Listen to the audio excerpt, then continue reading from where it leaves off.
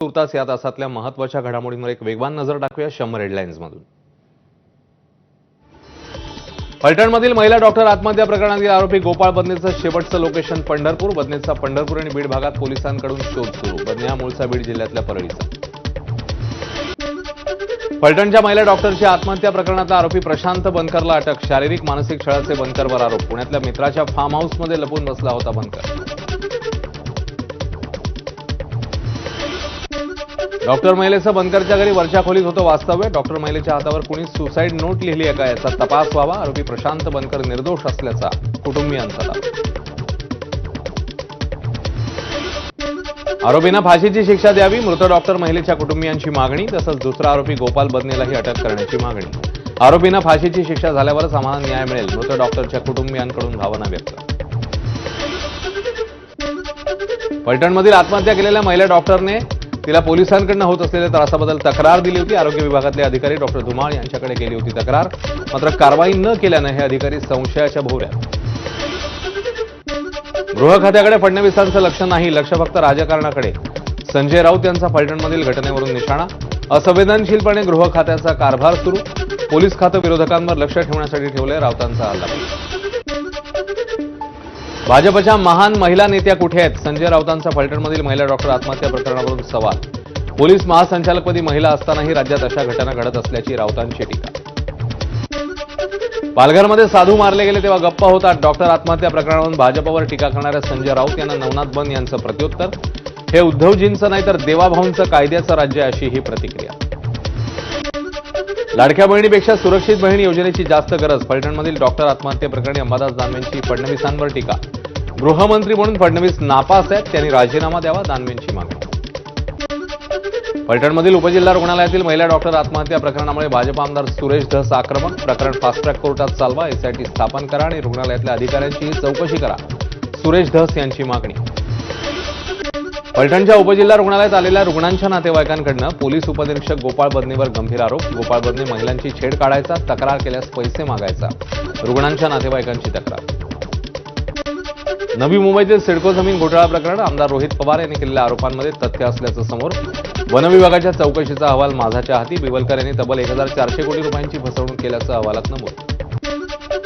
5000 कोटी रुपयांच्या मलिदा गँगचे मुख्य सूत्रधार मंत्री संजय शिरसाट यांचा राजीनामा घेऊन सरकारची उरली सुरली विश्वासार्हता रसातळाला जाण्यापासून वाचवा। सिडको जमीन घोटाळा प्रकरणी वन विभागाने दिलेल्या तक्रारीनंतर रोहित पवारांची एक्सपोस्ट।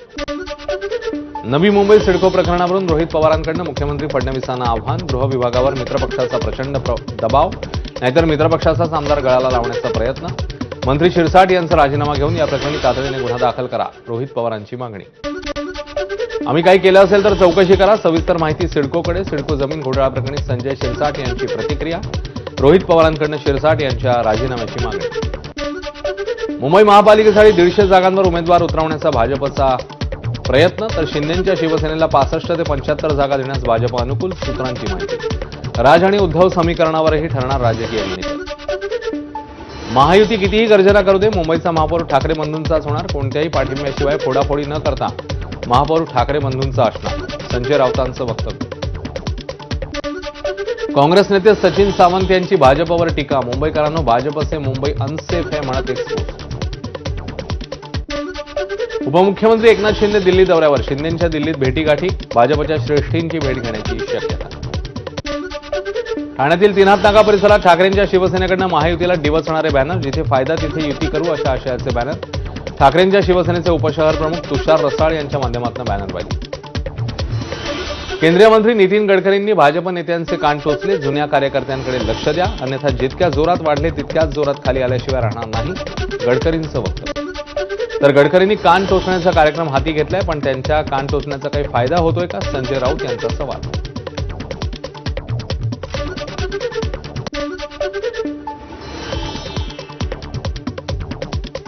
पोस्टमास्टर जनरल पदावरून नागपूर सहकारी कार्यक्रमात महिला अधिकाऱ्यांची धुसफूस। एक अधिकारी दुसऱ्या अधिकाऱ्याला कोपराने धक्का देताना चिमटा काढताना कॅमेरामध्ये कैद। केंद्रीय मंत्री गडकरींच्या उपस्थितीत घडलेल्या या घटनेची सगळीकडे चर्चा। विधान भवनाच्या शेजारी असलेल्या झाडावर एका व्यक्तीचं आंदोलन। या व्यक्तीला झाडावरून खाली उतरवण्यासाठी पोलिसांचे प्रयत्न। सुशांत सिंग राजपूत मृत्यू प्रकरणी सीबीआयच्या समाप्ती अहवालात अभिनेत्री रिया चक्रवर्ती आणि इतर आरोपी निर्दोष, आत्महत्येला प्रवृत्त करणं किंवा चोरीच्या आरोपांना पुष्टी देणारे कोणतेही पुरावे न आढळल्याचा निष्कर्ष. सुशांतचे कुटुंबीय निर्णयाविरोधात दाद मागणी. कणकवलीतल्या साळिस्ते येथे सापडलेला मृतदेह बंगळुरूतल्या व्यक्तीचा असल्याची माहिती. दुसरीकडे तिलारी दरीत रक्ताने माखलेली कारही याच व्यक्तीच्या मालकीची असल्याचं समोर. मात्र कार आणि मृतदेह मिळालेल्या ठिकाणात 100 किलोमीटरहून अधिकचं अंतर, त्यामुळे गूढ वाढलं. कर्नाटकात झालेल्या मारहाणीत नांदेडच्या विष्णुकांत पांचाळ या तरुणाचा मृत्यू. विष्णूचे हात पाय बांधून अंगावर चटके देऊन त्याला अमानुष मारहाण. आरोपींवर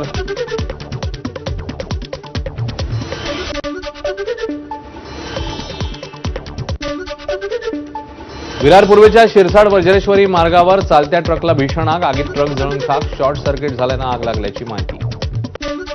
संभाजीनगरच्या समृद्धी महामार्गावर मालवाहू टेम्पोला आग. आगीत संपूर्ण ट्रक जळून खाक. सुदैवाने जीवितहानी नाही. भंडारा तुमसर मार्गावरील खड्ड्यांमुळे धावत्या एसटी बसचं चाक निखळल्यानं अपघात. चालकाच्या प्रसंगावधानामध्ये दुर्घटना टळली. 20 प्रवाशांचा जीव वाचला. घटनेने या मार्गावरील खड्ड्यांचा प्रश्न पुन्हा एकदा ऐरडला. अमरावतीत भरधाव कारची स्कूटरवरून जाणाऱ्या 2 मुलींना धडक. कार चालकाचं नियंत्रण सुटल्यानं अपघात. एकीचा मृत्यू, दुसरी जखमी. प्रेम प्रकरणातनं अमरावतीतील मोर्शीच्या उपविभागीय कृषी कार्यालयातील लिपिक विनोद राऊतांची हत्या. आरोपीचं नाव धनराज वानखडे. पत्नीसोबत अनैतिक संबंध असल्यानं विनोद राऊत यांची हत्या. घरगुती वादातनं मोठ्या भावाने केली लहान भावाची हत्या. गोंदिया जिल्ह्यातल्या कोचेवाही इथली घटना. रागातून हत्या केल्याची आरोपी भावाची पोलिसांना कबुली. यवतमाळच्या वणी इथून वडगावकडे जाणाऱ्या मार्गावर युवकाची धारदार शस्त्राने वार करत हत्या. स्वप्नील राऊत असं 28 वर्षीय मृत तरुणाचं नाव. घटनेचा पोलिसांकडून अधिकचा तपास सुरू. सोलापूर शहरातनं गहाळ किंवा चोरीला गेलेले 46 लाख रुपये किमतीचे तब्बल 231 मोबाईल पोलिसांनी केले हस्तगत.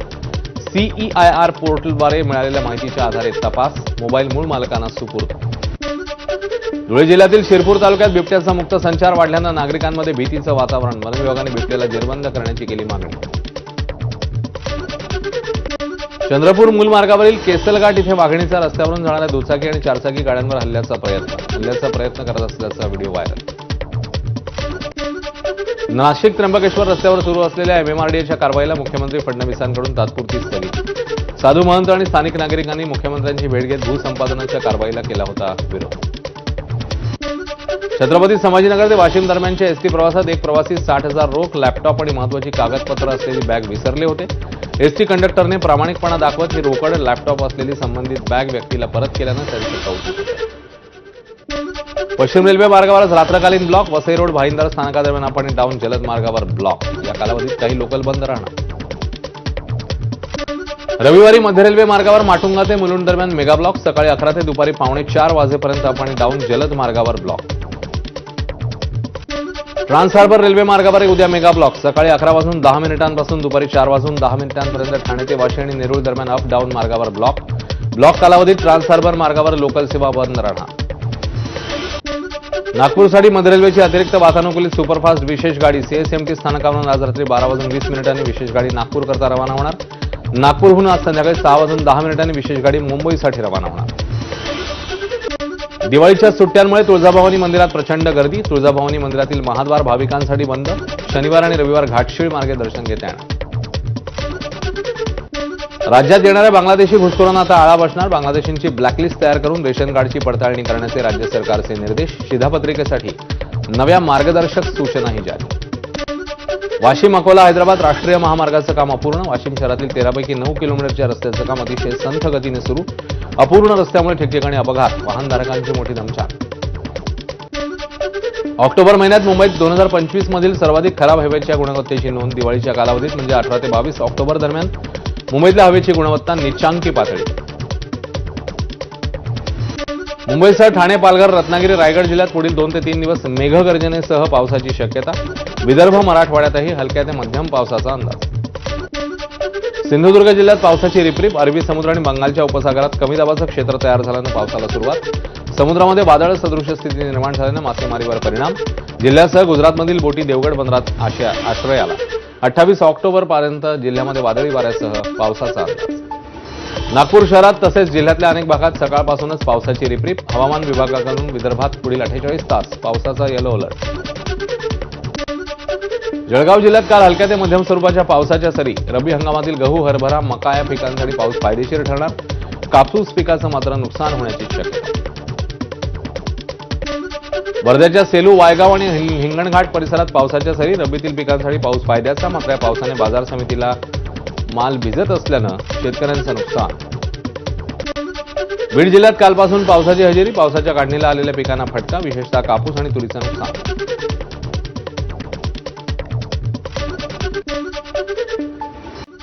अचानक आलेल्या पावसाने हिंगणघाट बाजार समितीत विक्रीसाठी आणलेला शेतमाल भिजलाय. त्यामुळे आधीच येलो मोझॅक, चारकोल आणि अतिवृष्टीग्रस्त असलेले शेतकरी आता या नैसर्गिक आपत्तीमुळे आणखी संकटात सापडले. अचानक आलेल्या पावसामुळे अमरावतीतील चांदूर रेल्वे बाजार समितीत तारांबळ. खुल्या मैदानात ठेवलेली हजारो क्विंटल सोयाबीनची पोती भिजली. शेतकरी आणि व्यापाऱ्यांचं मोठं नुकसान. सातारा जिल्ह्यामध्ये पहिला ऊस दर जाहीर. मंत्री शंभूराज देसाई यांच्या लोकनेते बाळासाहेब देसाई साखर कारखान्याने 3,000चा पहिला हप्ता जाहीर करून सातारा जिल्ह्यातल्या ऊस दराची कोंडी फोडली. आग्र्यामध्ये फटाके फोडताना केलेली स्टंटबाजी मुलाच्या जीवावर बेतली. पाईप गनद्वारे फटाके फोडत असताना काचेचा तुकडा फुटला आणि 17 वर्षाच्या मुलाच्या छातीत शिरला. यात मुलाचा उपचारादरम्यान मृत्यू. उत्तर प्रदेशमधील आग्रामध्ये भरधाव कारने एका दुचाकी स्वारासह 7 जणांना चिरडलं. अपघातात 5 जणांचा मृत्यू, दोघे गंभीर जखमी. दिल्लीतल्या 300हून अधिक शाळांना